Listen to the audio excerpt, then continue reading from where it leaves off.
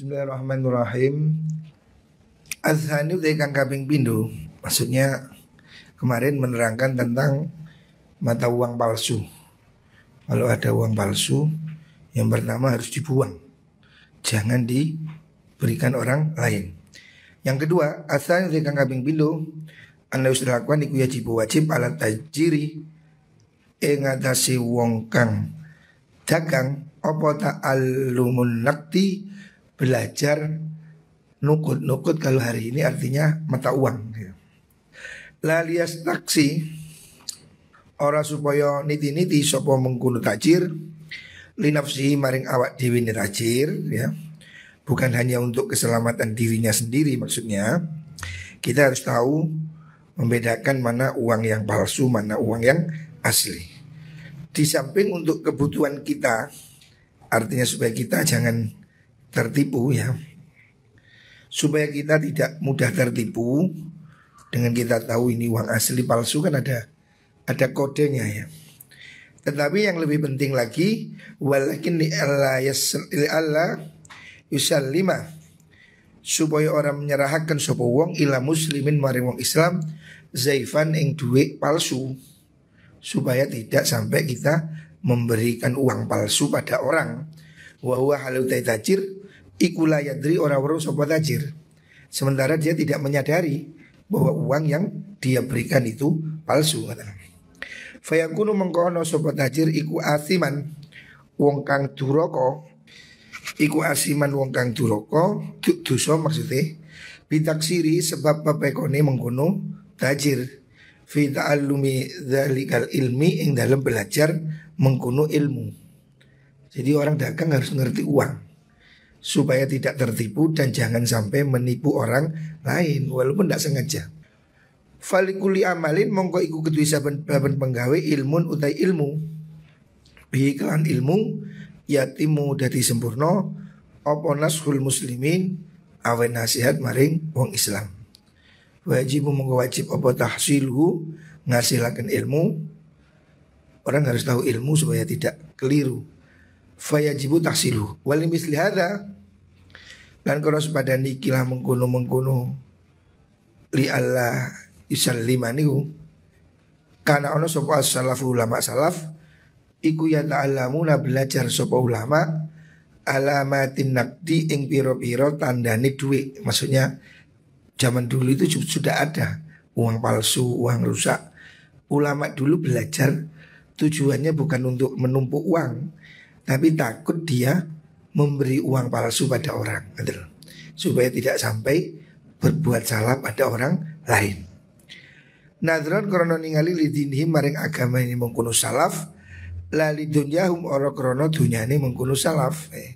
Artinya dia belajar uang tidak untuk mencari atau menumpuk, tetapi tujuannya supaya tidak keliru.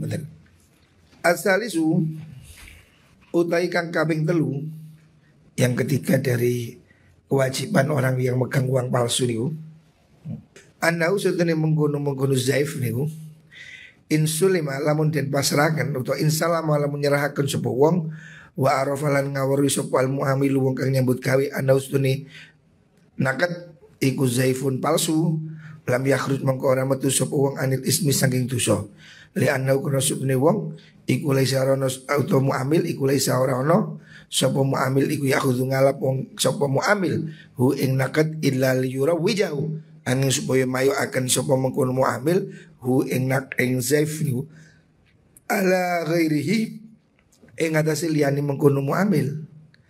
Kalaupun orang itu yang diberi sudah tahu ini palsu, dia nerima, itu tetap dosa. Karena apa? Dia nanti pasti akan berikan pada orang lain gitu. Dan mungkin dia tidak akan menyebutkan kalau itu palsu ya. Yang pembelinya uang palsu itu sudah tahu, memang ini kan mafia. Jadi ada orang bikin uang palsu, dijual pada orang biasa ini 1 juta asli, tukar palsu 2 juta. Dia sudah tahu kalau 2 juta ini palsu, tapi kan untung 1 juta, sengaja. Dari situ dia ngedarkan. Makanya biasanya mata rantainya terputus. Ini dapat dari mana? Tidak tahu. Tidak tahu karena mereka tidak saling kenal. 1 juta tukar 2 juta, 5 juta tukar 10 juta. Mereka tidak tahu menjual siapa. Itu memang mafia. Lah dari situ Kemudian uang palsu itu beredar. Nah orang yang beli uang palsu ini kan sudah jelas tahu itu palsu. Sik dituku ini dosa. Karena dia pasti niatnya untuk menjual pada orang lain. 1 juta untung 1 juta tapi palsu semua kata lo. Makanya itu tidak boleh. Lo yang beli tahu ya, walaupun yang beli tahu karena dia tahu itu untuk dijual lagi pada orang lain kata lo. Walau lam yakzim, namun orang nejo sepuang ala dalika ingat asih mengkono liyurawi jahu niku lakana yakti ono sepo muamil iku layar gobu ora demen fi akhdin dalam mengalap mengkono zaif aslan babar pisan wa innama yatakhallasu angin pasti ini dadi selamat sepo wong min itsmi dzarari saking dosane gawe bahaya uang palsu alladzi yahussu kang tertentu apa sapa muamilu wong kang napa niku wau nyambut gawe ing mengkono zaif faqatu halibloko. Maksudnya kalau betul-betul tidak diedar boleh aja. Kan uang zaman dahulu itu dinar terbuat mungkin campuran. Kalau untuk dilebur boleh kan dimurnikan. Tapi kalau untuk diberikan pada orang nah itu tidak boleh gitu. Karena palsu. Kalau uang dahulu palsunya ya dari campuran.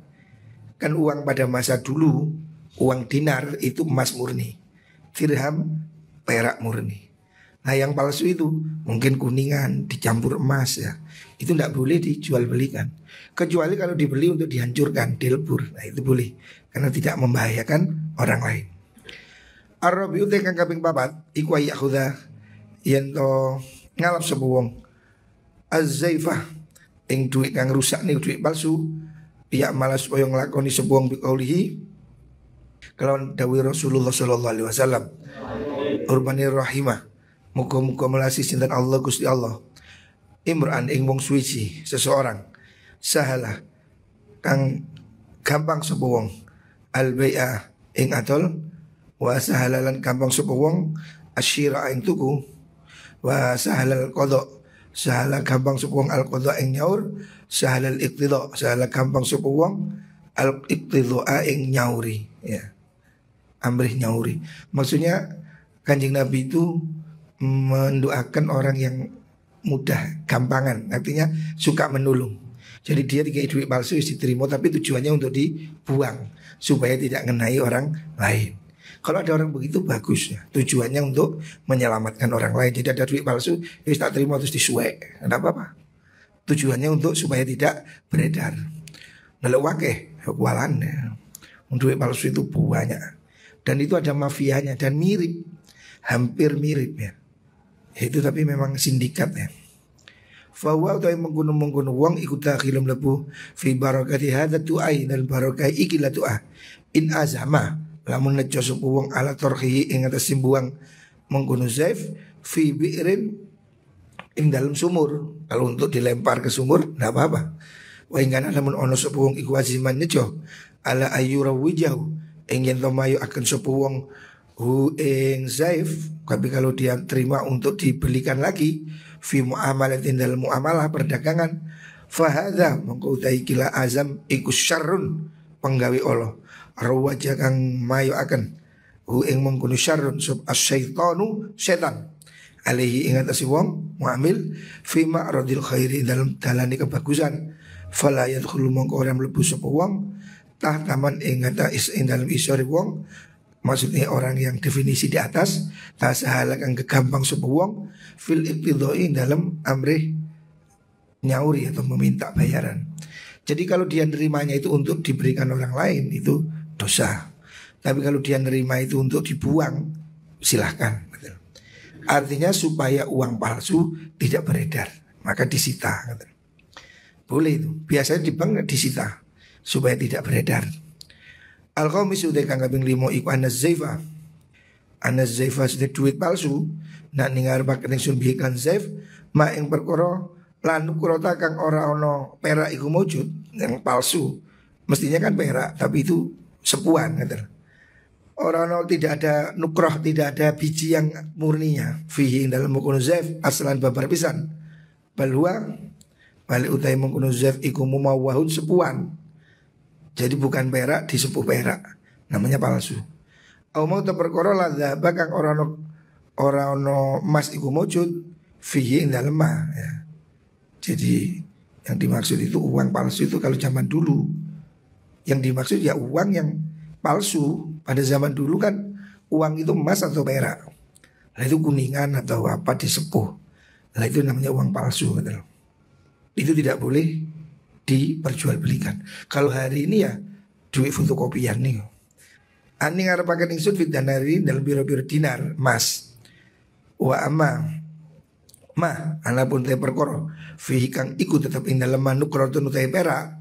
Tapi kalau campuran tafsil fa ing kana lamun ono apa mengkono ma iku makhluton den campur binuhasi kelan tembaga wa wa halal ma iku naktul balati duit negara. Maksudnya kalau itu memang resmi, campurannya itu memang disepakati, dicetak oleh negara ya. Memang semua tahu. Faqad ikhtalafa mongko persulayan sopal ulama-ulama fil muamalatin dalam muamalah alaihi ing atase mengkono makhluk. Wajalla wa jullu ra'ina utawi agunge pendapat kita iku arruh suatu kemurahan fihi dalam mengkono makhluk. Kita mayoritas mengatakan itu boleh karena meskipun bukan perak murni kalau sudah menjadi mata uang itu disahkan karena sudah boleh kan. Sudah resmi. Ingkana namun ono apa mengkono makhluk apa dzalika mengkono makhluk iku naktul balad duwite suci negara.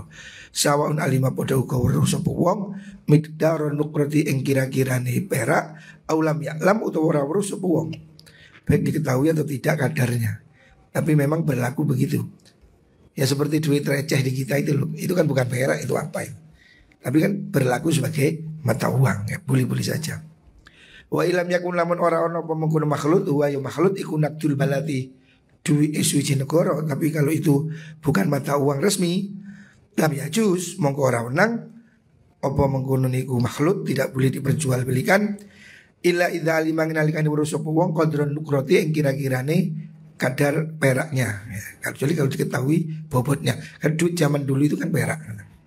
Fa ingkana lamun ono iku fi mali ing dalem pondone wong bid'atun utawi sak tugelan satu keping nakratuha kang utawi perak bid'ah iku nakisatun kurang anak dil balati saking duwite negara, maksudnya uang yang berlaku umpamanya mestinya 10 gram kurang 1 gram fa alaihi mongko wajib ing atas wong ayuh birala yen ngabarai sapa wong bi iklan mengkono naksu muamilahu ing wong kang nerima nyambut gawe ing ning mengkono nakisah niku.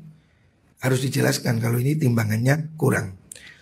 Wa la yu'amila yen to ora mergawi sapa wong bi iklan mengkono mal sing niku nakis niku illa man angin ing wong la yastahilu kang ora halal apa tarwiju mayu akan duit fi jumlatin nakti ing dalam golongane mata uang bitori kita bisi kelawan dalan bawur tidak boleh untuk diberikan dengan cara menipu. Wa amman ana pun uang yastahilu kang amri halal sapa wong dalika ing mengkono tarwij wa taslimu mongko utahi mengkono nyerahaken mengkono nakis ilai maring man iku taslitun nguasaaken lahu maring man alal fasadi si kerusakan. Jadi intinya tidak bisa kalau memang itu cacat harus ditunjukkan cacat supaya tidak menipu orang lain. Fa wa muka utahe mengkono iku kabeh il inabi kaya adal anggur mimman saking wong ya lamu kang ngurus sapa wong anaus terimat iku ya takhilu bakal ngalap sapa mandu ing inab khamron ing khamr seperti jual anggur pada pabrik miras. Itu tidak boleh. Wa zaliku ta mengkono iku mahdzurun dan cegah wa inan tanatun lan nulungi ala syarri ing atase penggawe Allah wa musyarakatun lan nyekutoni fihi ing dalam mengkono syarrun. Tidak bolehnya karena itu akan membuat orang menjadi melakukan kecurangan. Wa suluku tariqil haq utawi nglakoni dalan kebenaran bimisali hadza kelan padane iki labe niku wau zaif fit tijarati ing dalam perdagangan iku asyad dulu apot minal muwadzabati saking nglangengi minal muwadzabati ala nafafilil ibadati ing atas ibadah sunnah wa takhallilan dewe laha maring mengkono ibadah sunnah. Dagang dengan jujur ini lebih berat daripada sembahyang sunnah. Sembahyang sunnah ya enteng. Tapi dagang dengan jujur, wani rugi, tidak nipu, ini berat. Tidak semua orang bisa melakukan. Jujur itu abot kenal. Uangnya kadang ya masih sembahyang sergap tapi ya panggah ngapusi. Masih sembahyang panggah gorong. Endengan sembahyang timbang jujur. Jujur itu abot. Apalagi di mata pedagang. Kadang pedagang ini gak jujur, lek jujur di rugi. Akhirnya ngapusi.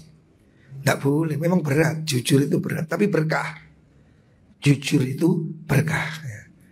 Kalau nggak jujur bisa jadi dapat, tapi tidak berkah ya. Makanya Imam Ghazali mengatakan begitu. Dagang jujur itu lebih berat daripada ibadah sunnah.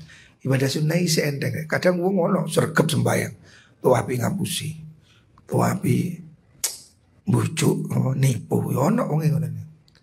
Gaya koyo yo tapi bohong, nipu, nyuri ya. Nauzubillah.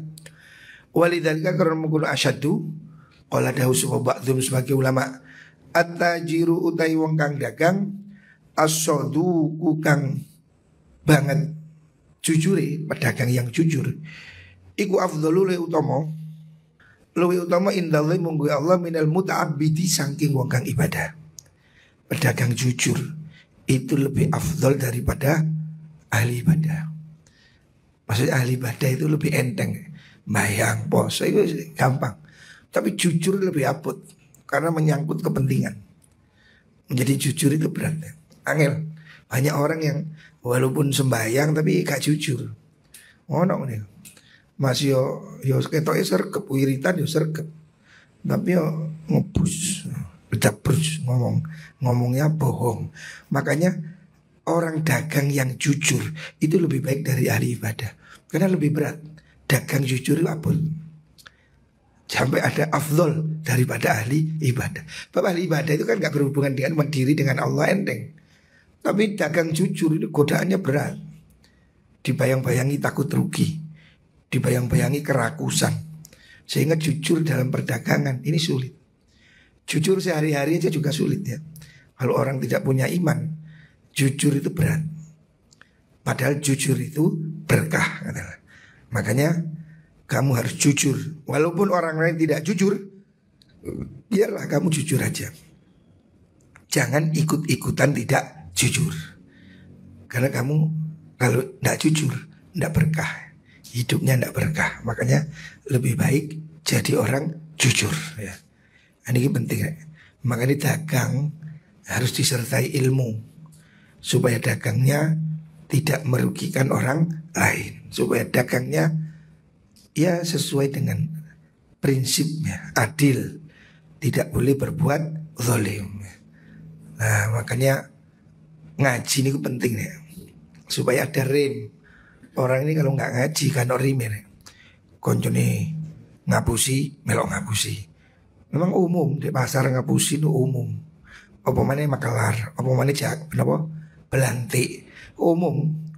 Ibaratnya itu gak ngapusi gak untung. Tidak boleh tapi walaupun orang lain bohong, kamu jangan ikut bohong. Kamu harus jujur. Orang lain tidak jujur terserah.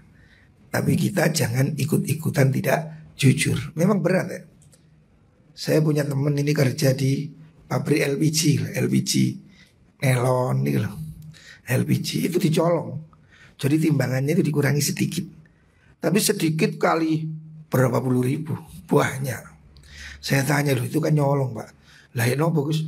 Kalau tidak nyolong nanti ini ada iuran, ada ini, ada itu, tidak ada dana. Jadi dia malah nyolong. Tapi waduh tidak boleh. Artinya kalau orang lain nyolong, kamu jangan ikut nyolong. LPG itu kata dia rata-rata dicolong. Mestinya 12 kilo, ya kurang 2 on, kurang 1 on. Kan orang nggak ngitung. Pokoknya LPG diangkat. Melon nih pokoknya orang segel ya diangkat. Padahal itu dicuri. Katanya teman saya yang bagian ngisi itu, rata-rata itu dicuri. Kurang sedikit. Ya bosa on, burung on, tapi ping.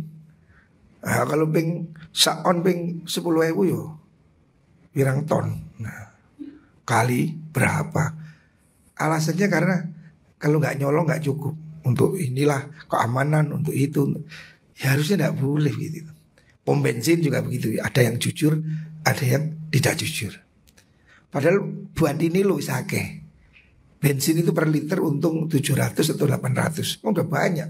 Suatu hari berapa juta. Tapi sih kurang ngakali. Nah kan wis wong sugih. Orang punya pom bensin kan orang kaya. Berapa harganya SPBU? Mungkin 10 M, 15 M. Tapi sih mentolo nyolong 1 liter, setengah liter. Nah ini lo orang rakus ya.